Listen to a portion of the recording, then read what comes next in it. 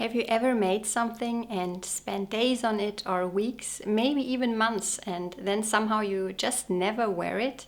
I had this happen more times than I'd like to admit, and for the longest time I thought it was something to do with the fit or the style maybe. But then last year I realized that it was actually something much simpler.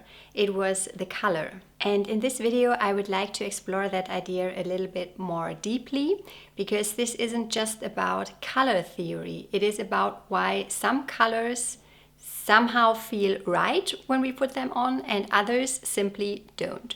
So in this video we are going to talk about how I started noticing this in my own wardrobe, a simple way to understand what colors tend to suit you, how this completely changed the way I choose yarn and knitting projects now, and how it can help you build a wardrobe that actually feels cohesive. Let's get started.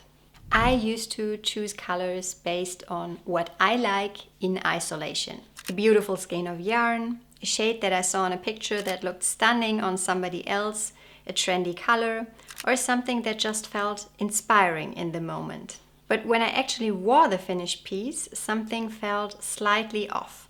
Not wrong exactly, just not quite right. And I know I'm not alone in this, because if you knit or crochet or sew, or even if you just buy clothes, you have probably experienced this too. That feeling of, I should love this, but I just don't reach for it. And when you make something yourself, this isn't just a small mistake. It's hours of your time, your attention, your energy, and also your money. But over time, I started noticing patterns. There were pieces I wore all the time, almost without thinking, and others that just stayed in my wardrobe, even though objectively they were just as good, a similar fit, style, and yarn quality. But the difference was almost always the color. There is something uniquely frustrating about putting so much care and time into creating something only for it to quietly disappear in your wardrobe.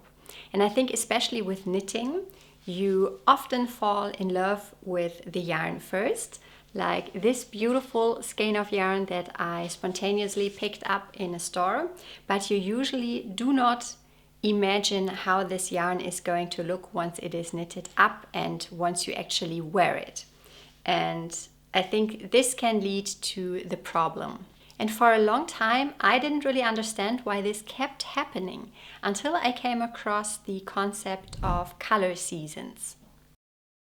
Now I know this can sound a bit overwhelming at first. The concept is based on the 4 seasons of the year, so spring, summer, autumn, and winter. And with each season there are also several sub-seasons. So it was a bit overwhelming for me in the beginning as well, and I was asking myself, do I really need to understand this in depth? Is this the thing that is going to make the change for my wardrobe? But once I got more and more into it, I realized it is not that difficult and you do not need to know every nuance in order to benefit from it. Because if you look at it more broadly, it basically comes down to, are your features more warm or cool? Do softer, muted colors suit you more or clear, bright ones? And do you look better in light tones or deeper ones? And once you start noticing these things, you do not need to be perfect. You just need to make a couple better choices. I have to admit, like I mentioned, I was a bit overwhelmed with this whole concept in the beginning. But I am very much a researcher by nature.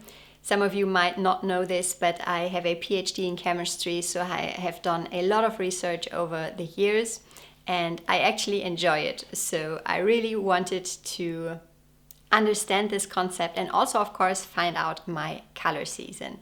So I started researching. So at first I started reading a couple blog posts online from different websites in order to understand the whole concept and to find out how I can find out my color season. And then I came across a class on Skillshare, who are very kindly sponsoring this video.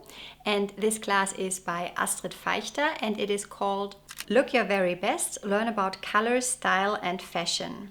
And I found it very helpful to not just read about it, but actually having someone walk you through the whole process from start to finish, step by step. It just made everything click in a way that the blog posts I was reading just weren't able to do as clearly. So for example, one of the first steps of a color analysis is something called a gold-silver test that helps you determine whether your skin is cool or warm toned. And for some reason, I had a bit of a hard time figuring this out. So I really appreciated that Astrid Feichter covered this in detail in her class. So what I really appreciate about Skillshare is that you can go really deep into a topic, any topic, at your own pace. And it really helped me understand the whole concept. So if you are also a bit unsure about color, whether it is in your knitting or your home or just in general, this class is definitely very helpful. I think overall Skillshare is a great place to learn a new skill or pick up a new hobby. It's just a different feeling to learn from another human. And the first 500 people to use my link in the description or scan the QR code will receive a 1-month free trial of Skillshare. Thank you so much, Skillshare, for sponsoring today's video. But of course, there are also other ways how you can learn about your color season. For example, you could simply upload a picture into ChatGPT or another AI tool and ask it to analyze your skin tone and your overall complexion. I think there are also several apps available, but I have not tried any of those. And of course, there's also the option of having a color analysis done by a professional at an in-person event.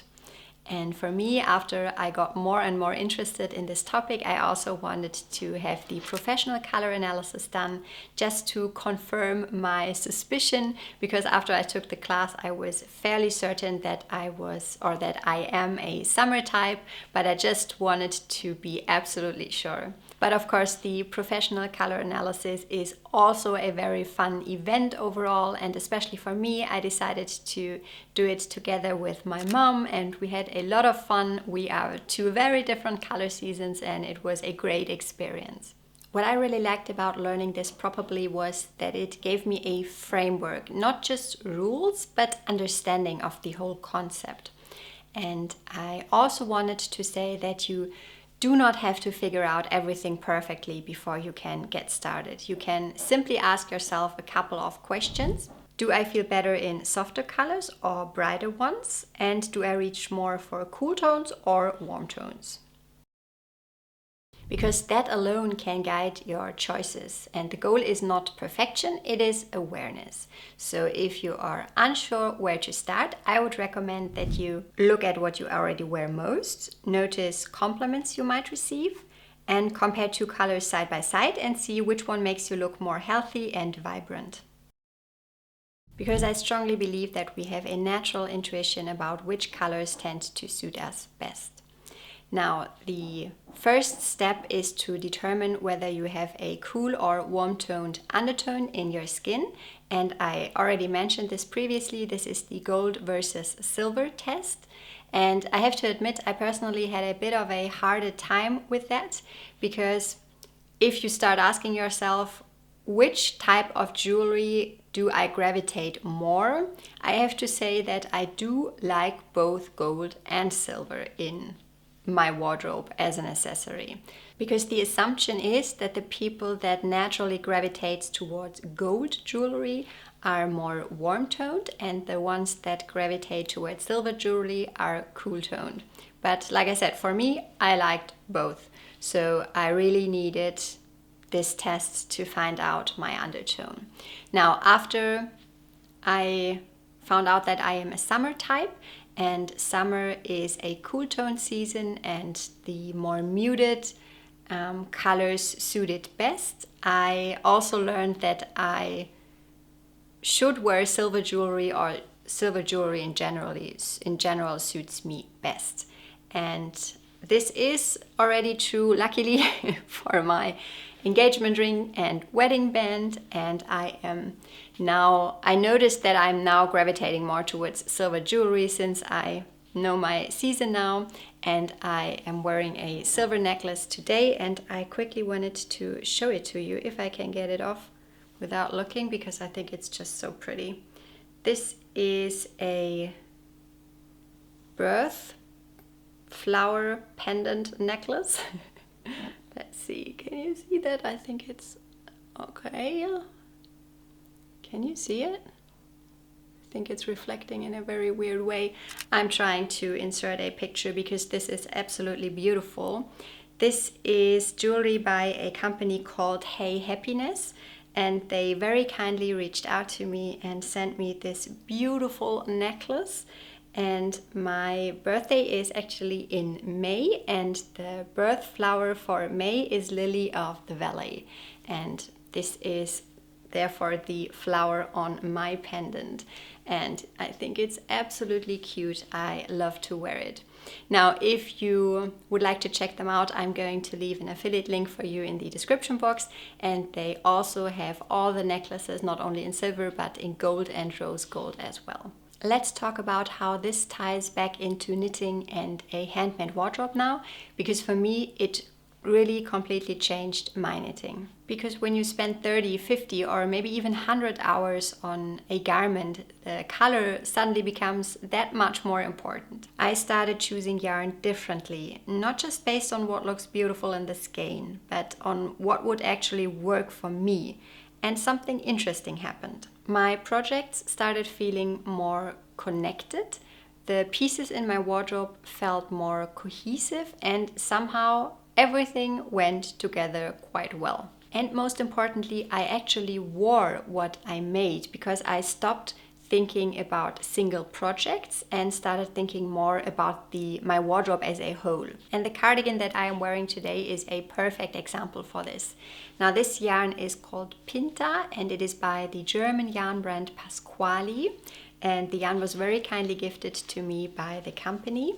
And the color that I chose is Sage, which is this beautiful muted dusty shade of green. So when I had decided about which pattern I wanted to knit and what yarn I wanted to use, I had a look at the color palette, and I immediately ruled out all of the colors that were not in my season. Now, I have to admit that I was toying a bit with the idea of using the colorway Hydrangea, because I think it's just so beautiful.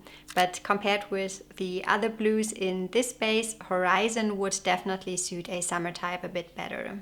Now, I don't want to say that you should limit yourself to only knitting with or buying colors that suit you best. Not at all. You can of course wear whatever you like and whatever makes you feel good in.